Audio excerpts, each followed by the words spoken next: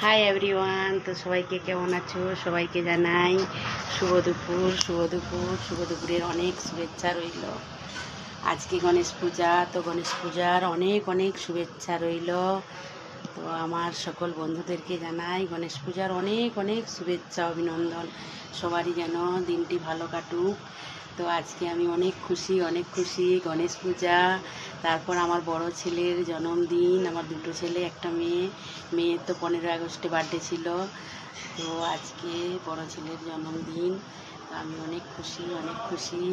তোমরা আশীর্বাদ করবে আমার ছেলেকে, ও যেন অনেক বড় মানুষ হতে পারে, ওর যেন সারা জীবন দুঃখ কষ্ট না থাকে, খুব যেন সুখে শান্তিতে থাকে।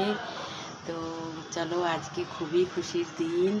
সকাল থেকে অনেক কাজ করলাম, এখনও অনেক কাজ বাকি। তো গণেশ পূজা আমাদের নিচে সামনে, এখানেই গণেশ পূজা হবে।